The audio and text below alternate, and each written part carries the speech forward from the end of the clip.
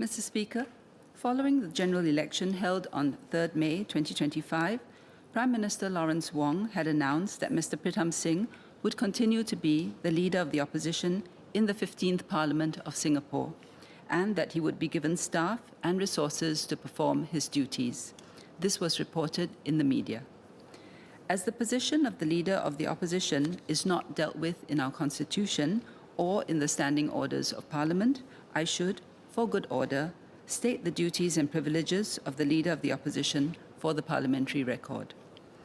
Mr. Singh's duties and privileges as the leader of the opposition in this 15th Parliament will remain the same as those in the 14th Parliament. Those were set out in my ministerial statement of 31st August 2020, when the office of the leader of the opposition was officially recognized and implemented. They can be summarized as follows.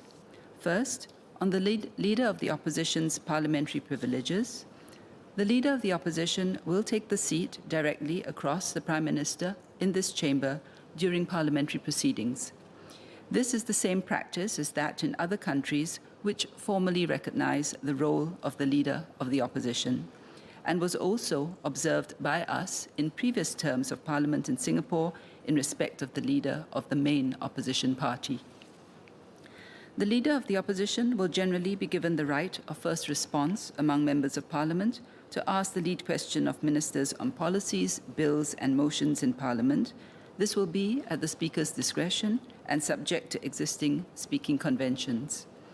The leader of the opposition will have a longer speech time for debates than other backbenchers, 40 minutes as opposed to the usual 20, and I will be moving a motion to this effect later.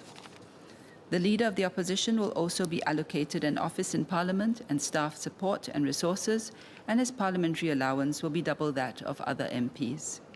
I have consulted the Speaker on these arrangements, and he has agreed that they remain appropriate. I have also apprised Mr. Singh of this. Next, I touch on the leader of the opposition's parliamentary duties. The 15th Parliament of Singapore is our largest parliament to date, with 99 elected members. There are 12 opposition members, of whom 2 are non-constituency members of Parliament. As the leader of the opposition, Mr. Singh will lead and organize the opposition's parliamentary business in our largest parliament to date.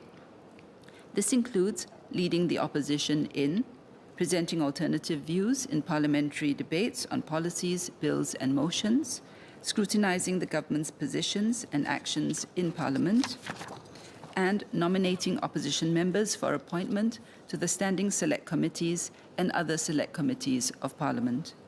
Finally, the leader of the opposition may be called upon to assume other duties, such as attending official state functions and taking part in visits and meetings alongside members of the government and the public service. And from time to time, the leader of the opposition may receive confidential briefings by the government on matters to be determined by the government.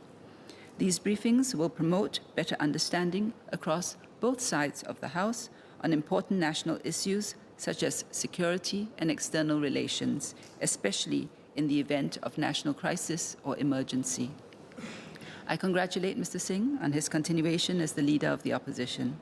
I look forward to working with him on this Parliament's mission to serve Singaporeans and build a stronger Singapore.